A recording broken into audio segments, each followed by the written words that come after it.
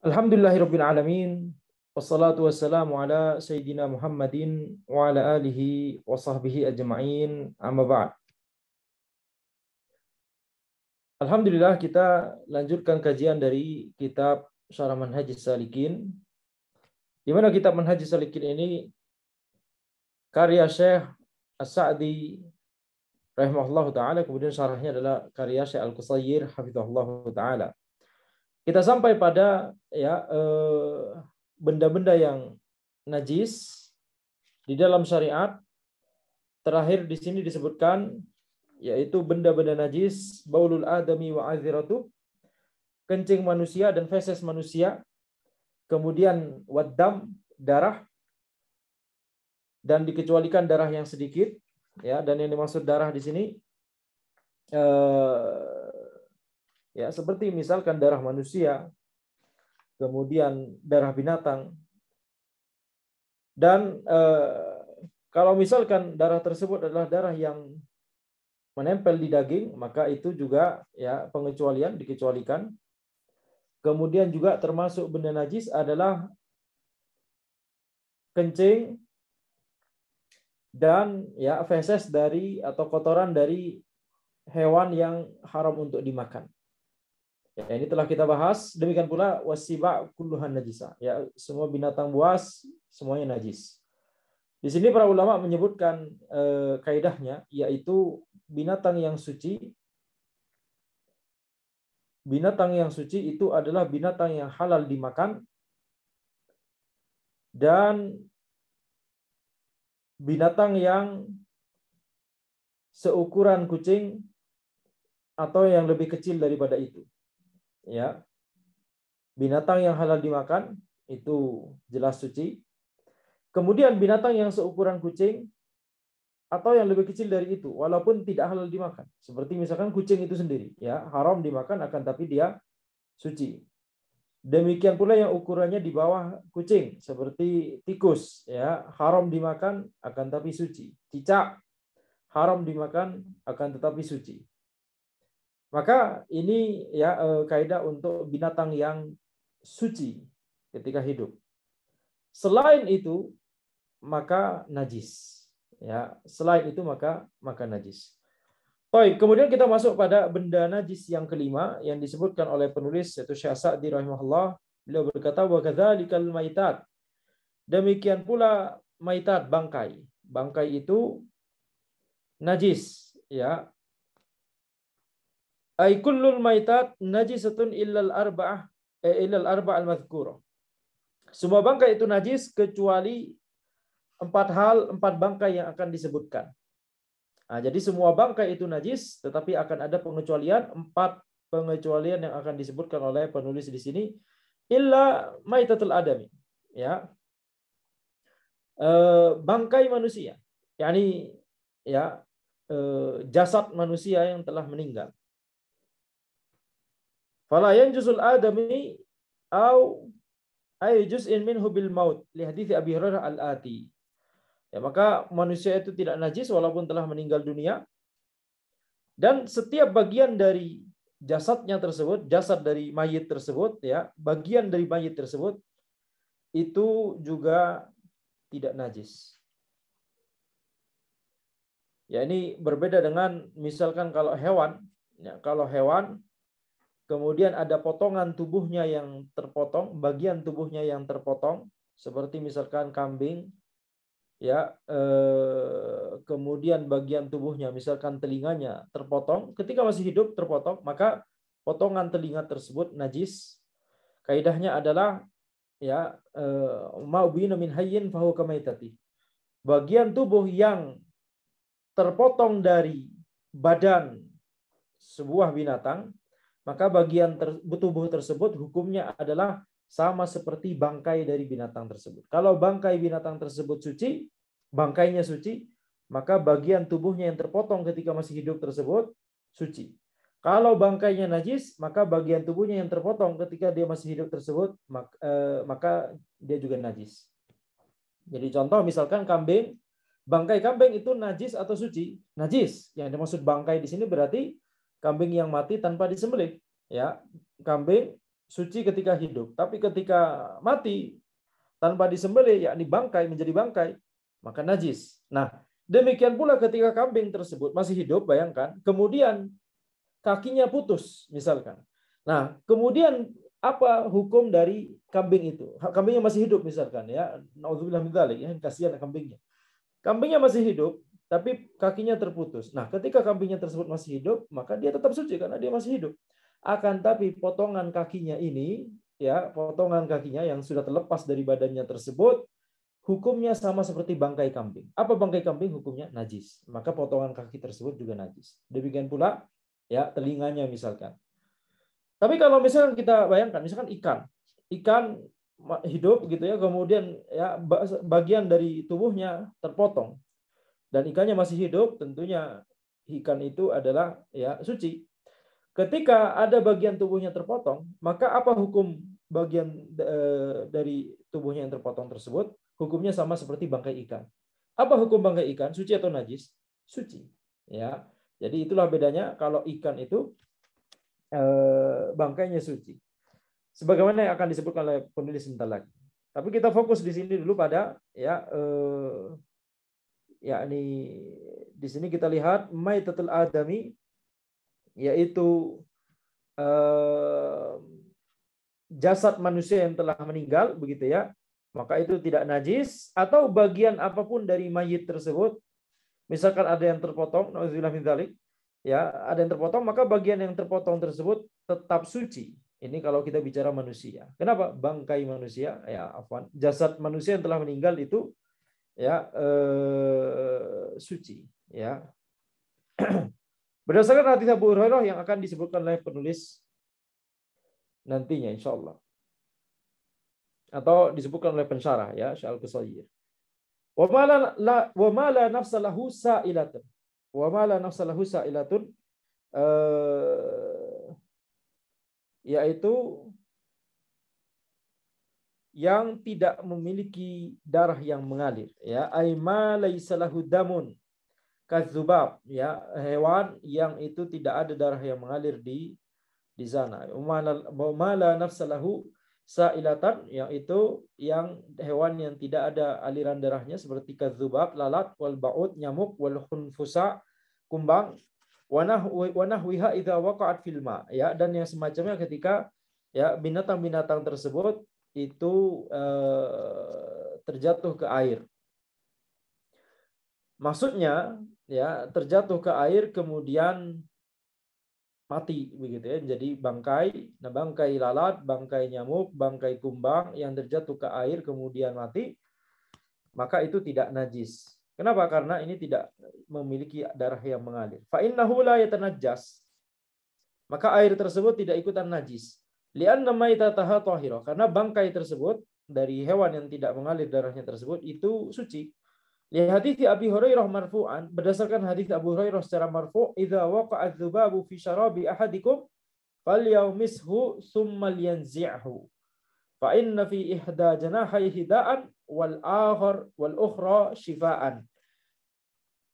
Ketika ya ketika lalat terjatuh pada minuman dari kalian, maka tenggelamkanlah lalat tersebut, kemudian ya buanglah lalat tersebut, karena di dalam salah satu atau pada salah satu sayapnya ada penyakit dan di sayap yang lain ada obatnya.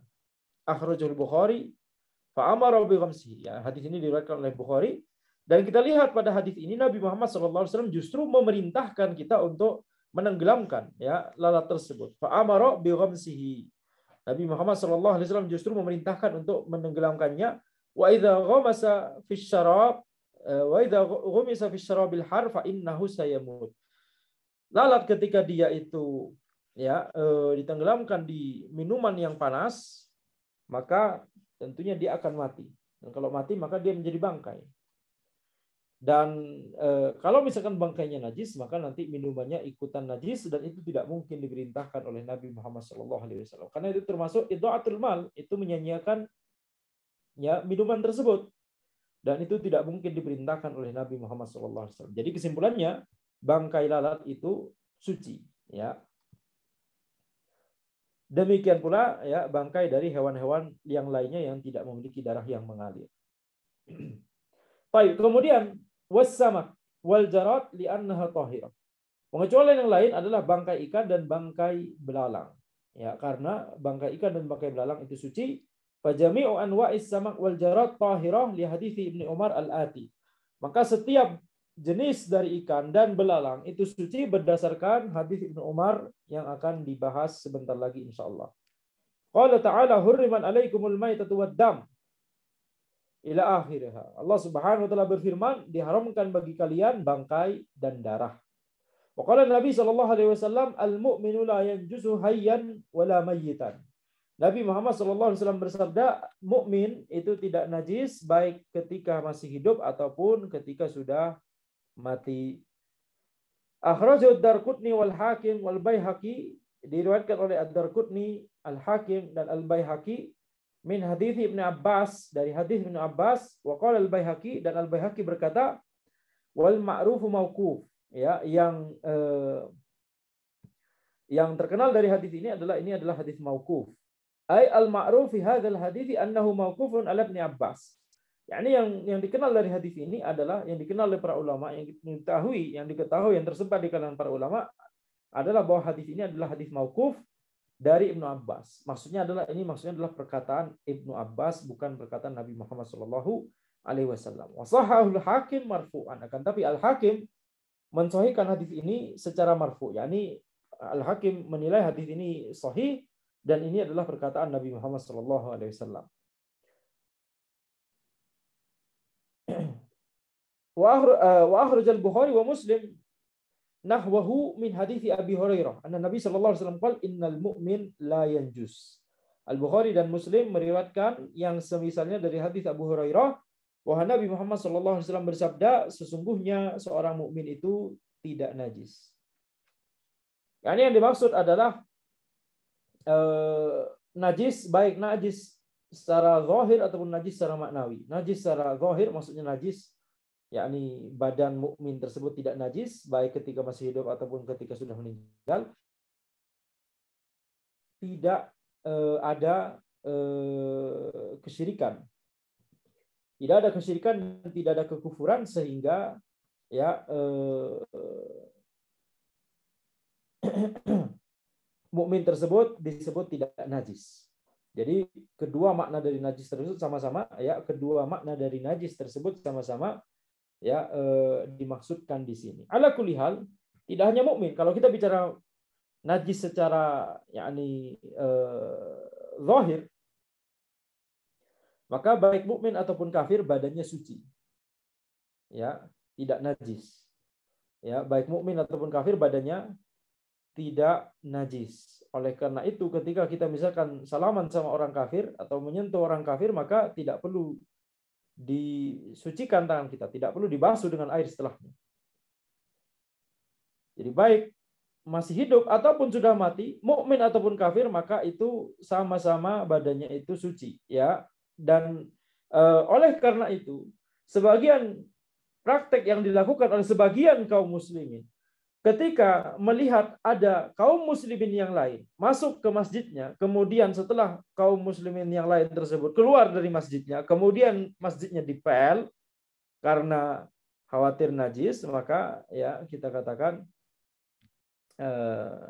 itu adalah kesalahan, ya.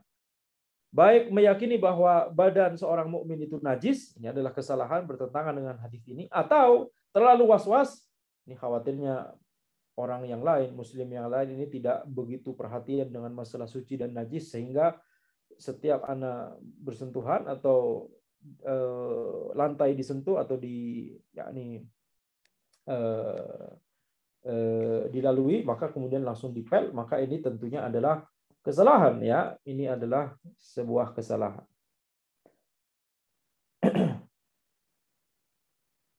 Wa qala uhilla lana maitatani wa daman ammal maitatan fal hut wal jarat wa amma daman fal kabid wat tihal. Rawahu Ahmad wa Ibnu Majah. Maka di sini kita lihat Nabi Muhammad sallallahu alaihi wasallam bersabda, uhilla lana maitatan wa daman.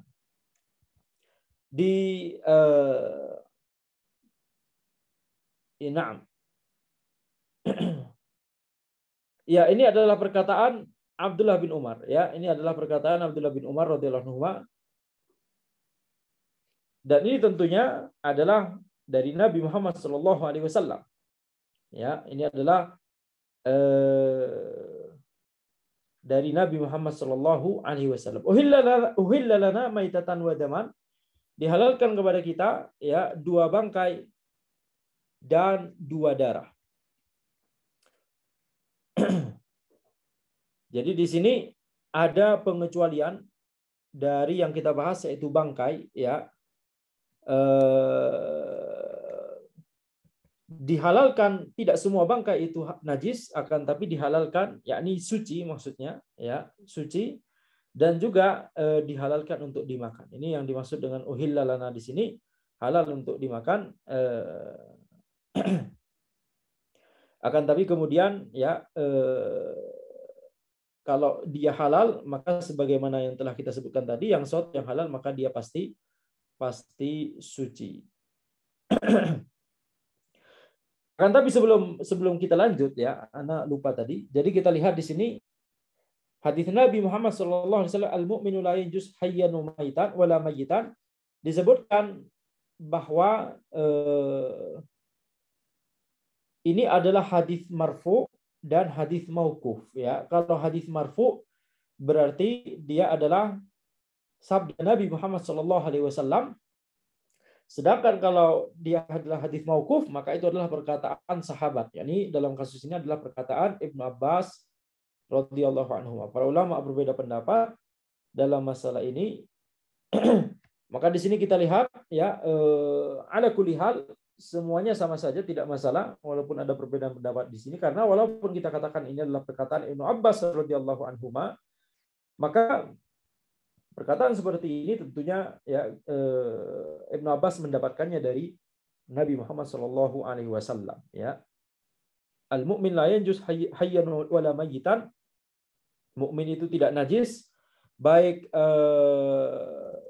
ketika masih hidup ataupun sudah meninggal begitu ya, karena ya ini tidak mungkin diketahui oleh Ibnu Abbas dari misalkan istihad atau semacamnya begitu ya. Ini pasti dari Nabi Muhammad sallallahu alaihi wasallam, sehingga ini terhukumi seperti marfu.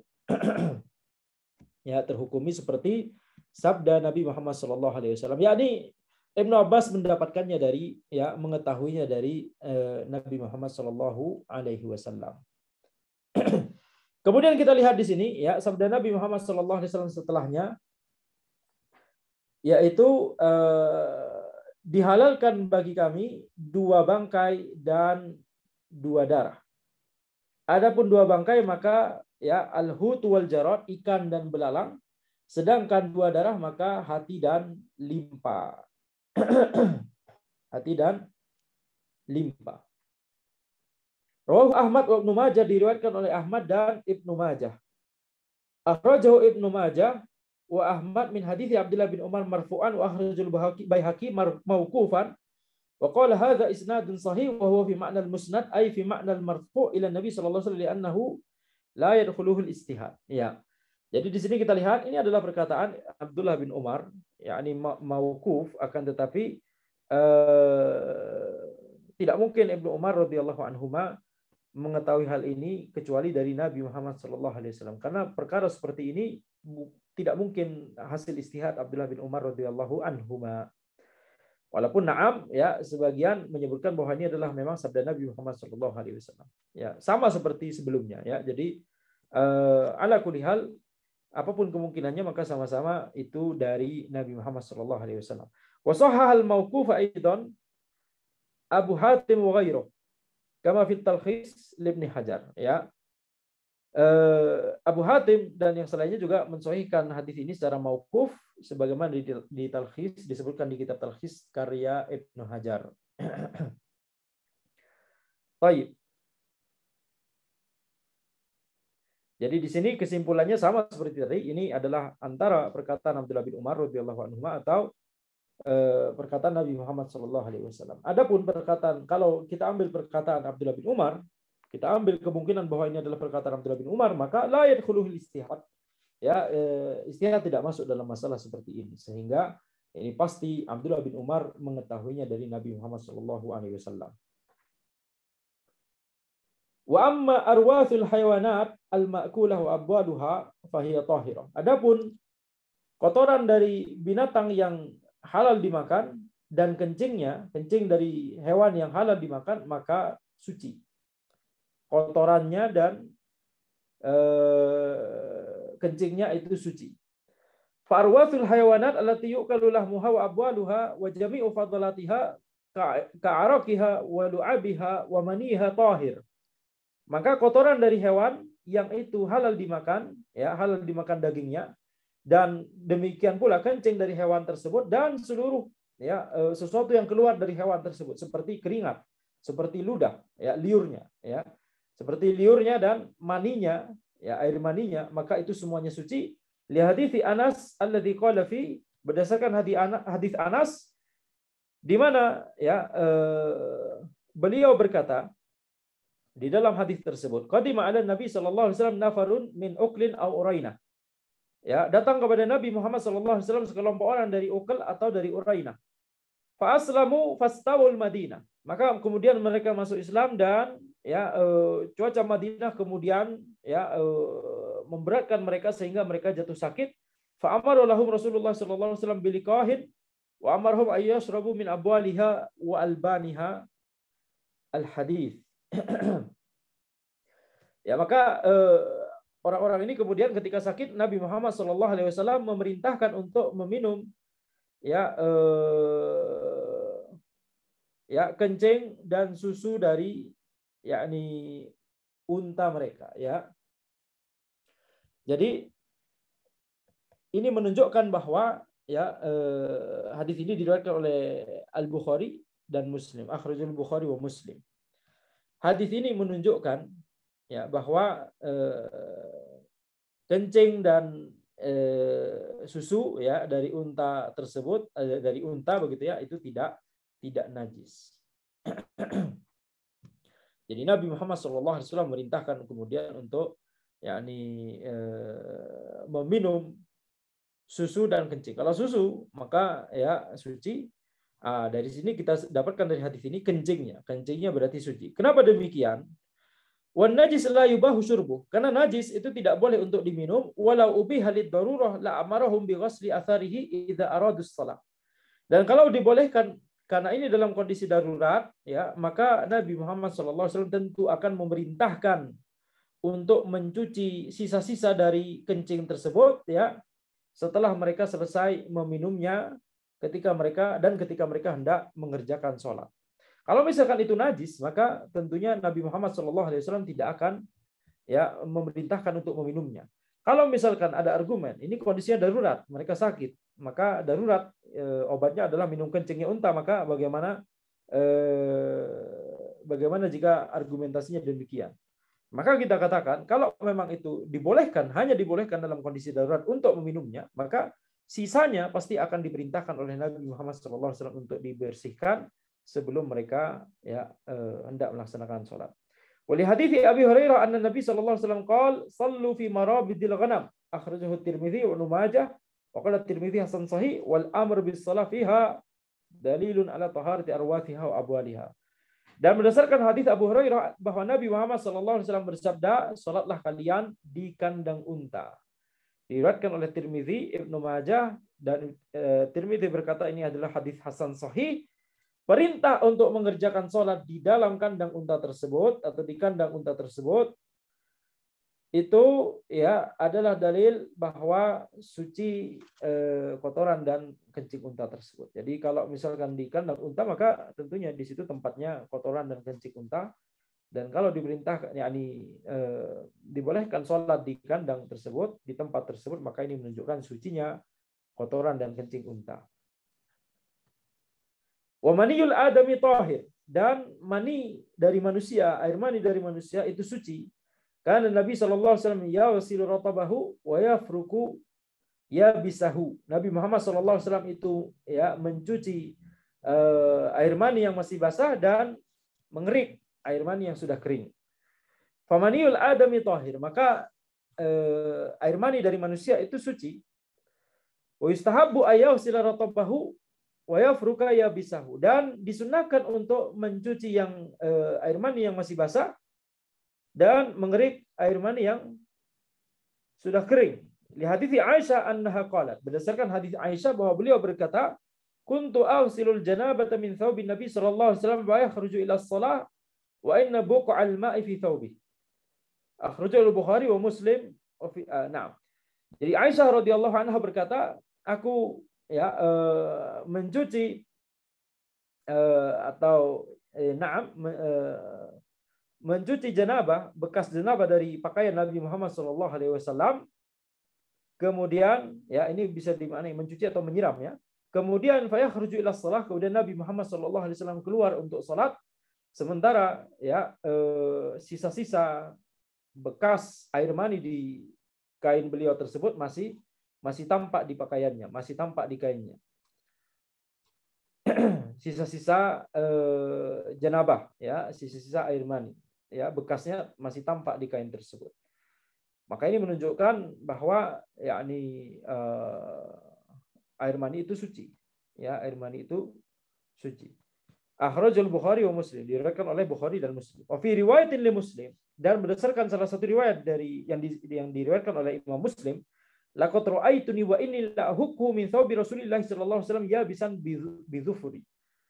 Ya, seandainya aku melihat, ini perkataan Aisyah juga. Seandainya aku melihat bekas janabah, bekas air mani tersebut di pakaian Nabi Muhammad SAW, maka sungguh aku akan mengusapnya, mengeriknya di pakaian Nabi Muhammad SAW bisan bidhufuri, mengeriknya ketika dia sudah kering, mengeriknya dengan kuku-kuku. Wa fi riwayatin ukhra lahu, di riwayat yang lain yang diriwayatkan oleh Imam Muslim lahu, yakni li Muslim, an Aisyah annaha qalat fil mani, dari Aisyah radhiyallahu anha bahwa beliau berkata tentang air mani, laqad ra'aituni afrukuhu min thawbi Rasulillah sallallahu alaihi wasallam farkan fa yusalli fi. Ya, kalau seandainya aku melihatnya bekas air mani tersebut di pakaian Nabi Muhammad sallallahu alaihi wasallam, maka sungguh aku akan mengeriknya dari pakaian beliau tersebut, kemudian beliau akan sholat dengan pakaian itu, dengan kain itu. Falau kana al-mani najisan lamaktafat bi farqihi minas thawb. Ini argumentasinya. Kalau seandainya air mani itu adalah sesuatu yang najis, maka tidak mungkin cukup menyucikan pakaian tersebut hanya dengan mengerik bekas air mani tersebut. Nah, jadi ini air maninya mengenai kain tersebut, kemudian mengering sendiri sehingga membekas. Maka Aisyah radhiyallahu anha mengeriknya, kemudian langsung dipakai oleh Nabi Muhammad SAW untuk sholat. Kalau seandainya itu najis, maka cuma dengan mengeriknya tidak cukup, harus disiram. Nah, wa baulul gulam as-saghir alladzi lam ya'kul ta'am li syahwatin. Kencing dari anak laki-laki yang masih belum makan makanan karena syahwat. Ini masih belum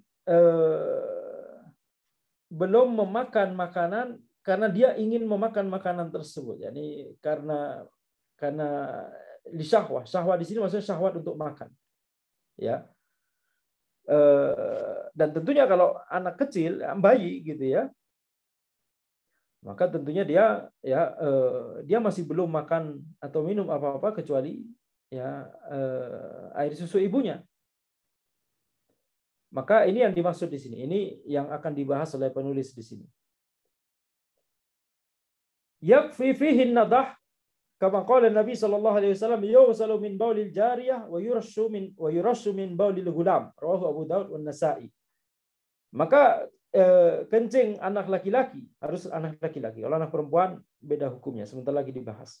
Kencing anak laki-laki yang masih belum memakan makanan karena syahwat, maka cukup untuk dipercikkan air sebagaimana sabda Nabi Muhammad SAW, yughsalu min baulil jariyah. Kalau kencing anak perempuan itu disiram, sedangkan kencing anak laki-laki yurashu min baulil gulam, cukup dipercikkan. Diriwayatkan oleh Abu Daud dan An-Nasa'i. Ay innahu yuridu akla ma yarahu min at-ta'am mustahiyan lahu fa baulus sabi fi hadhihi al-hala yu'tabaru najisan lakin najasatahu mukhaffafah yakfi fiha an-nadah. Ya, yang dimaksud dengan anak laki-laki yang lam ya'kuli ta'am li syahwah, yang tidak memakan makanan dengan syahwat, maksudnya adalah dia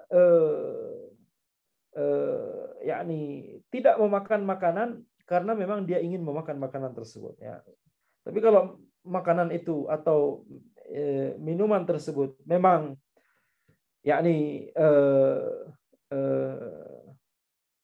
pengganti dari ASI, misalkan. Kalau ASI tidak terhitung, ya. Kalau pengganti dari ASI seperti misalkan sufor misalkan, maka ya itu juga masuk dalam bahasan ini karena anak bayi tersebut masih belum meminumnya karena syahwat. Masih belum meminumnya karena syahwat. Ya, maka selama masih belum memakan makanan atau meminum minuman karena syahwat, maka ini kencingnya itu najis, tapi najisnya mukhaffafah. Dan cara membersihkan najis mukhaffafah adalah cukup dipercikkan dengan air, bukan disiram. Ya, cukup dipercikkan dengan air. Maka di sini kita lihat, ya, yakfi fiha an-nadha, cukup dipercikkan dengan air. Wa idza akala as-sabi at-ta'am li syahwatin fa inna hukma baulihi ka baulil kabir. Adapun kalau anak laki-laki tersebut sudah memakan makanan karena syahwat, maka hukum kencingnya adalah seperti kencing dewasa, ya, yakni najis mutawassithah, najis yang pertengahan, yang harus disiram kalau mau disucikan. Ya, kalau mau dibersihkan dari benda najis tersebut. Akhrajahu Abu Daud wa Nasa'i wa Ibnu Majah min hadithi Abil Samah radhiyallahu anhu wa qala Ibnu Hajar fi Talkhis. Waqala Ibnu Hajar fi Talkhis, qala al-Bukhari haditsun hasan. Ya, hadis tadi yusalu min baulil jariyah wa yurashu min baulil gulam. Ya, kencing anak perempuan itu disiram, sedangkan kencing anak laki-laki itu dipercikan dengan air. Ini diriwayatkan oleh Abu Dawud dan An-Nasa'i dan Ibnu Majah dari hadis Abu Samah radhiyallahu anhu, dan kemudian Ibnu Hajar berkata di kitab beliau At-Talkhis, qala al-Bukhari haditsun hasan. Al-Bukhari berkata bahwa ini adalah hadis hasan. Wa qaluhu wa yurashu min baulil gulam, kencing laki-laki, anak laki-laki itu dipercikkan. Ai inna baulal gulam alladzi lam ya'kul at-ta'am li syahwatin yujzi'u fihi ar-rash. Kencingnya anak laki-laki yang masih belum makan makanan dengan syahwat, maka cukup untuk dipercikkan dengan air. Wa huwa ayyamdiha 'alaihi al-ma' hatta yaghmurahu. Ya, yakni memercikkan air ke daerah yang terkena kencing tersebut sampai ya percikan kita itu meliputi daerah yang terkena kencing tersebut. Wala yahtaju ila farkin aw asrin, tidak butuh untuk dikerik atau diusap, ya, digosok-gosok begitu, ya. Tidak perlu juga untuk diperas. Wa amma baulul jariyah fa yajibu ghusluhu mutlaqan. Adapun kencing anak perempuan maka wajib untuk disiram secara mutlak. Baik secara mutlak ini maksudnya apa? Secara mutlak baik sudah makan makanan dengan syahwat atau belum makan makanan dengan syahwat. Dan ini perhatikan, setiap kita mempelajari perkataan para ulama, kemudian ada kata-kata mutlakon, secara mutlak, kita harus paham apa yang dimaksud dengan mutlakon di situ, apa yang dimaksud dengan secara mutlak di situ. Ya. Wa taqyiduhu baulas sabi bihali annahu lam ya'kul ta'am li hadithi Ummi Qais binti Mihsan Mihsan. Ya, dan pembatasan kencing anak laki-laki hanya pada kondisi anak laki-laki yang tidak memakan makanan dengan syahwat. Ini berdasarkan hadis Ummu Qais bintu Mihsan, annaha atat bibnin laha saghirin lam ya'kul ta'am ila Nabi sallallahu alaihi wasallam fa ajlasahu fi hijrihi fa bala ala thawbihi fa da'a bima'in fa nadahahu wa lam yaghsilhu, akhrajul Bukhari wa Muslim. Ya, maka ini berdasarkan hadis Ummu Qais bintu Mihsan bahwa beliau mendatangi Nabi Muhammad sallallahu alaihi wasallam dengan membawa anak laki-laki beliau yang masih kecil, yang masih belum memakan makanan. Kemudian Ummu Qais mendudukkan anak beliau tersebut ke pangkuan Nabi Muhammad SAW, kemudian kencing di pakaian Nabi Muhammad SAW. Kemudian Nabi Muhammad SAW memanggil orang untuk, yakni meminta dibawakan air. Kemudian Nabi Muhammad SAW memercikkan ya air tersebut kepada pakaian tersebut dan tidak menyiramnya. Diriwayatkan oleh Al-Bukhari dan Muslim. Ya. Maka di sini karena disebutkan bahwa ini adalah anak kecil laki-laki, maka itulah mengapa hukumnya kemudian dibedakan ya antara anak kecil laki-laki dan anak kecil perempuan. Wa idza zalat ainun najasati tahrul mahal. Ketika ya zat dari benda najis tersebut hilang, tahrul mahal, maka ya benda tersebut atau tempat tersebut terhukumi suci. Walam yadurra baqaul laun warrih, dan tidak bermasalah kalau misalkan masih ada sisa dari warna ya atau baunya. Ya, ini berbicara tentang masalah lain. Ini tidak terkait dengan kencing anak laki-laki dan kencing anak perempuan ya. Ini terkait dengan bagaimana ketika kita mau membersihkan sesuatu, pakaian atau tempat yang terkena benda najis, kemudian kita yakni kita siram dengan air. Kemudian ketika kita siram dengan air, apakah harus benar-benar hilang yakni warna dari benda najis tersebut, bau dari benda najis tersebut, begitu ya? Apakah kemudian rasa dari benda kecil tersebut, apakah harus hilang semua sifat-sifat ini? Penulis jelaskan di sini ya, tidak harus. Wa idza zalat ainun najasah tahurul mahal. Tidak harus di sini maksudnya adalah ketika memang itu susah untuk dibersihkan, untuk dihilangkan ya. Kalau kita masih bisa untuk menghilangkan seluruh sifat dari benda najis, maka ya itu harus kita lakukan.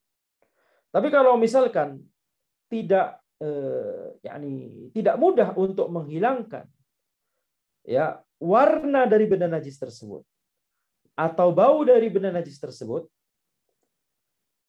selama benda najis, zat benda najis tersebut sudah hilang, maka ini tidak masalah. Ini yang dimaksud dengan perkataan beliau di sini. Adapun kalau sifat yang rasa, karena sifat ada 3 tadi kita sebutkan, ya, warna, bau, dan rasa. Kalau rasa belum hilang, maka ya ini masih harus disiram lagi. Ya, ini dengan kata lain, ya ini kalau misalkan qadarullah kemudian yakni kita bisa merasakan rasa menggunakan lidah kita begitu ya, tentunya ini benda najis ya. Tapi kalau misalkan qadarullah ternyata kita masih merasakan, misalkan ini di sendok benda najis, di sendok, kemudian sendoknya kita sudah berusaha siram sendoknya, kemudian kita memakan dan ternyata masih ada rasa dari benda najis tersebut. Nah, ini kan namanya qadarullah ya. Bukan berarti kemudian kita untuk mengecek apakah benda najis tersebut sudah hilang atau tidak, kemudian kita ya yakni jilat dengan lidah kita, tidak demikian maksudnya ya. Jadi selama kita masih bisa untuk menghilangkan sifat-sifat dari benda najis tersebut, maka harus kita usahakan. Tapi kalau susah, ya sudah. Kalau masih tersisa warnanya atau baunya, ya, maka tidak masalah. Berdasarkan sabda Nabi Muhammad SAW, li Khawlah binti Yasar fi damil haid. Berdasarkan Nabi Muhammad SAW kepada Khawlah binti Yasar tentang darah haid, yakfikil ma wala yadurruki atharu. Yakfikil ma wala yadurruki atharu. Ya, cukup untuk membersihkan dengan air, menyiramnya dengan air, dan kalaupun ada sisanya. Sisa apa yang dimaksud? Sisa warna misalnya. Warna darah haidnya masih tersisa di situ atau sedikit baunya tersisa. Maka itu tidak masalah, kata Nabi Muhammad sallallahu alaihi wasallam. Akhrajahu Abu Dawud min hadits Abi Hurairah. Diriwayatkan oleh Abu Dawud dari hadis Abu Hurairah. Wa qala Ibnu Hajar fi Talkhis fihi Ibn Lahi'ah. Wa Ibrahim Al-Harbi lam yasma' bi Khala binti Yasar illa fi hadzal hadits. Ibnu Lahi'ah wa Abdullah bin Lahi'ah wa huwa rawin dhaif. Ya, Ibnu Hajar berkata dalam kitab beliau At-Talkhis, di dalam hadis ini ada Ibnu Lahi'ah dan Ibrahim Al-Harbi berkata, ya, lam yusma' bi Khala binti Yasar illa fi hadzal hadits. Tidak diketahui riwayat dari Khala binti Yasar kecuali tentang hadis, kecuali dalam hadis ini. Dan Ibnu Lahi'ah itu adalah Abdullah bin Lahi'ah dan dia adalah perawi yang dhaif.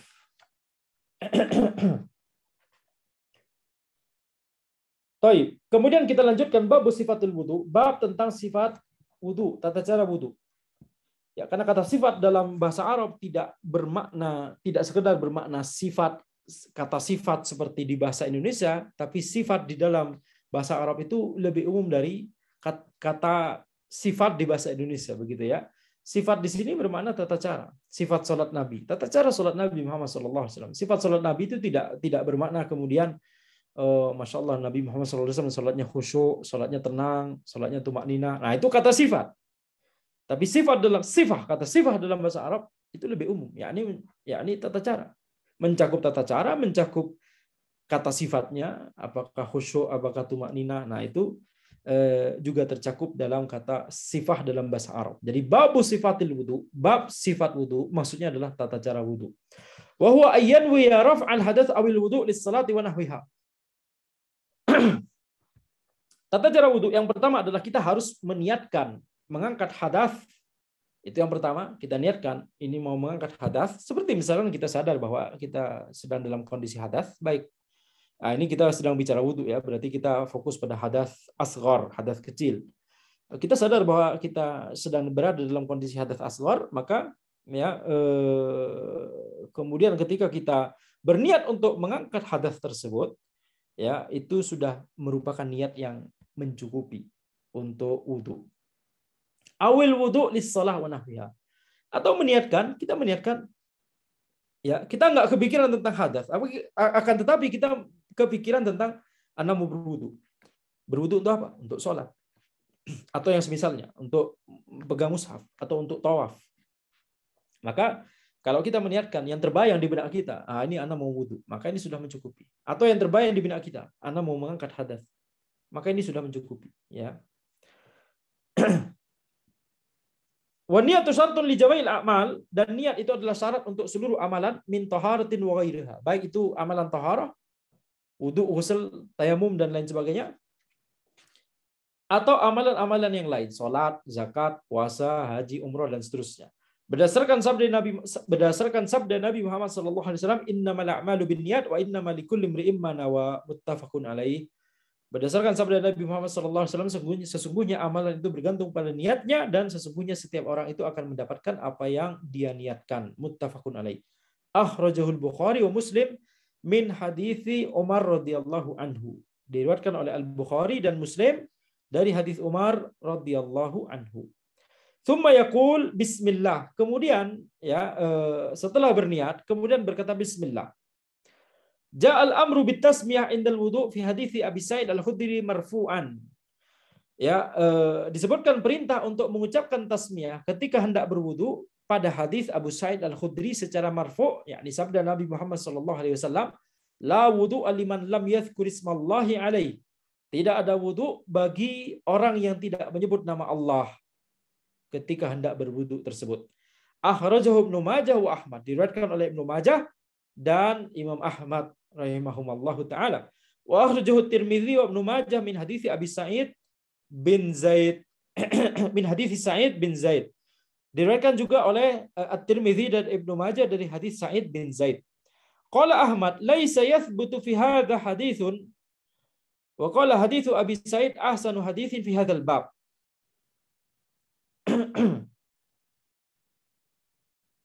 Ya, Imam Ahmad rahimahullah berkata, laisa yathbutu fi hadha hadits. Tidak ada hadis yang sahih dalam masalah ini. Dalam masalah ya perintah untuk mengucapkan tasmiyah ketika hendak berwudu. Wa qala hadithu Abi Sa'id ahsanu haditsin fi hadzal bab. Kemudian juga beliau berkata, Imam Ahmad berkata, hadis Abu Sa'id itu adalah hadis yang paling baik dalam bab ini. Ya,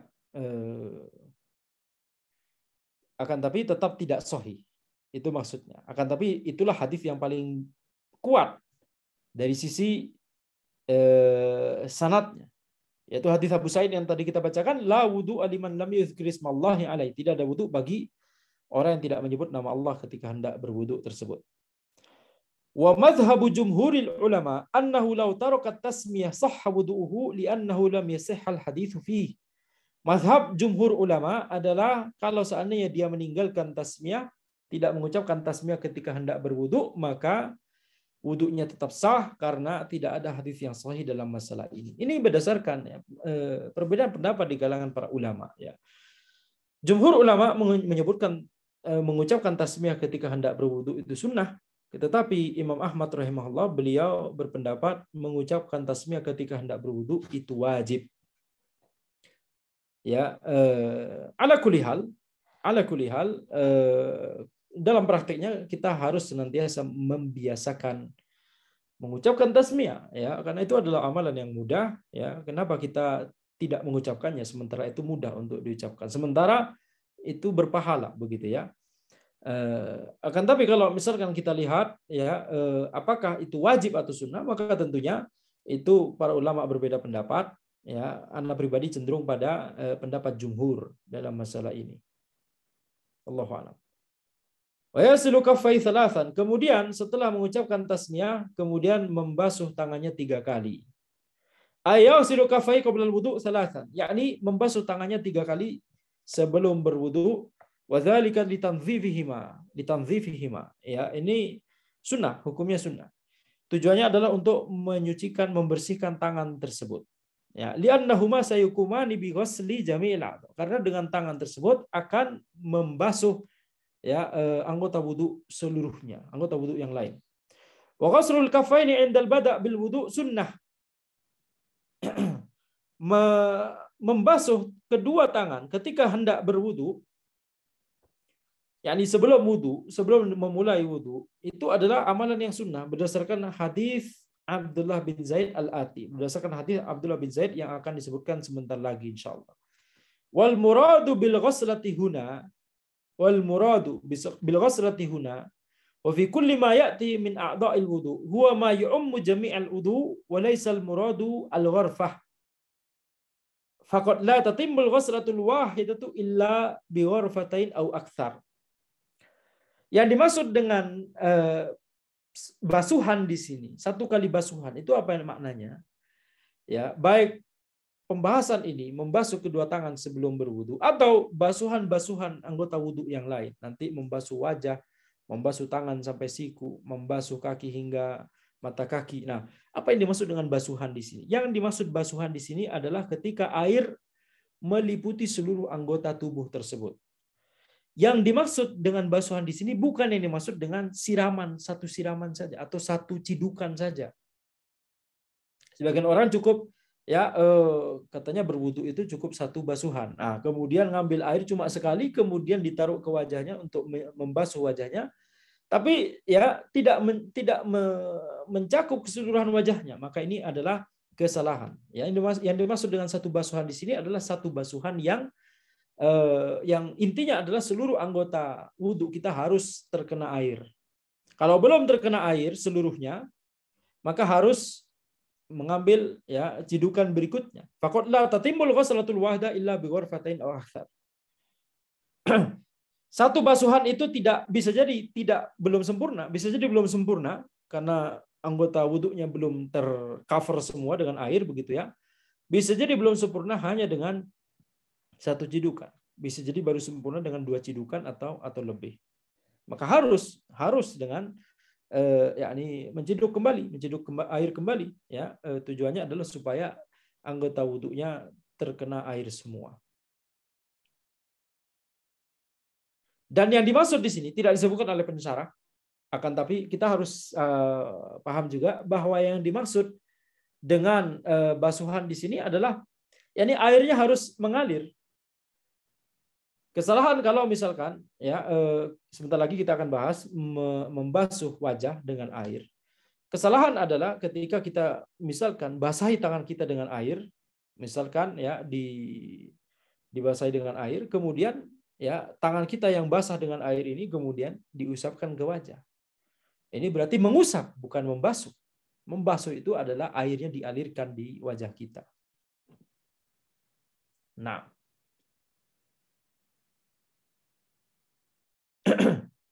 jadi yang disebutkan di dalil harus dibasuh, maka harus dibasuh. Yang disebutkan di dalil itu mengusap, ya, maka cukup dengan mengusap, tidak harus dibasuh. Tsumma yatamadmadu wa yastanshik. thalathan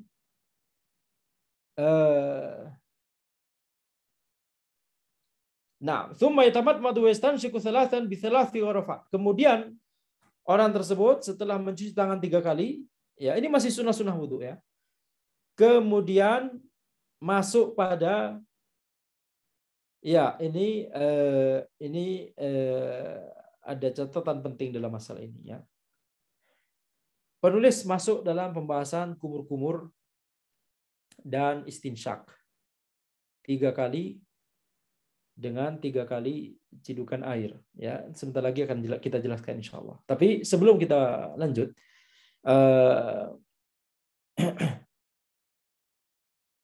mazhab Hambali menilai kumur-kumur dan istinsyak itu wajib, termasuk rukun wudu. Mengapa? Karena itu termasuk wajah. Dinilai termasuk wajah. Itu mazhab Hambali. Jadi kalau misalkan ada orang membasuh wajah ketika wudu dan sebelumnya misalkan atau setelahnya tidak masalah. Tidak kumur-kumur atau tidak istinsyak, tidak kumur-kumur atau tidak istinsyak, apalagi tidak kedua-duanya, maka wudunya tidak sah. Ini di mazhab Hambali. Karena kumur-kumur dan istinsyak itu adalah rukun wudu. Sedangkan di mazhab Syafi'i ya, maka tentunya kita tahu ya kumur-kumur dan istinsyak itu bukan ya sesuatu yang wajib. Bukan rukun, akan tapi sunnah saja. Ya, jadi perhatikan ini perbedaan ini begitu ya. Jadi mazhab Hambali menilai dia rukun wudu, bahkan dia bagian dari membasuh wajah. Kumur-kumur dan istinsyak itu bagian dari membasuh wajah. Mengapa? Karena itu dianggap termasuk wajah. Mengapa demikian? Mengapa dianggap termasuk membasuh wajah? Karena kalau misalkan orang kumur-kumur atau orang istinsyak dan dia sedang berpuasa, apakah puasanya batal? Tidak batal. Orang kumur-kumur kemudian dikeluarkan, tidak ada yang dia telan, apakah puasanya batal? Tidak batal. Orang istinsyak, dia masukkan air ke rongga hidungnya, kemudian dia keluarkan kembali. Apakah wudunya batal? Tidak batal. Sehingga rongga mulut dan rongga hidung itu teranggap bagian luar dari wajah. Ya, sehingga itu dianggap membasuh wajah. Sehingga itu dianggap membasuh wajah. Nah, maka itu harus dilakukan. Nah, walaupun mazhab Hambali menilai bahwa kumur-kumur dan membasuh wajah itu adalah rukun wudu, akan tapi tetap mereka katakan disunnahkan untuk mengawali. Jadi mengawali dengan kumur-kumur dan istinsyak sebelum memulai rukun wudu, yakni membasuh wajah. Mengawalinya dengan kumur-kumur dan istinsyak itu sunnah. Jadi perhatikan di sini. Kumur-kumur dan istinsyak itu sendiri di mazhab Hambali adalah rukun wudu, bagian dari membasuh wajah. Tapi mengawali kumur-kumur dan istinsyak terlebih dahulu sebelum membasuh wajah itu sunnah. Tapi orang bisa jadi tidak masalah kalau misalkan orang mau basuh wajah dulu kemudian baru kumur-kumur setelah itu istinsyak, tidak masalah. Ya. Jadi selama tetap melakukan kumur-kumur dan istinsyak wudunya sah. Tapi bagaimana nanti kalau misalkan orang basuh wajah, kemudian basuh tangan, kemudian dia baru kumur-kumur dan istinsyak, maka ini tidak sah. Kenapa? Karena tidak sesuai urutan. Ya, wajah dia belum dibasuh secara sempurna, dia belum kumur-kumur dan istinsyak, tapi dia langsung menuju ke anggota wudhu berikutnya, basuh tangan. Maka di mazhab Hambali ini tidak sah wudhunya. Di mazhab Syafi'i sah wudhunya. Ya, jadi ini kita lihat ini adalah perbedaan dalam masalah ini ya, dan insya Allah ini kita akan bahas di pertemuan berikutnya.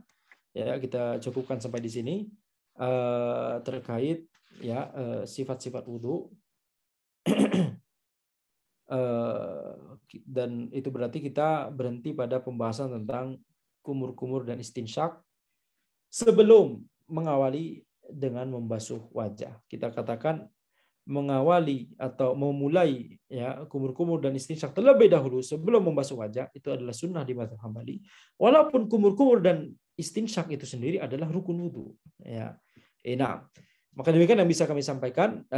Semoga bermanfaat. Insyaallah kita lanjutkan di pertemuan berikutnya. Hadza wallahu a'lam. Subhanakallahumma wa bihamdika asyhadu an la ilaha illa anta astaghfiruka wa atubu ilaik.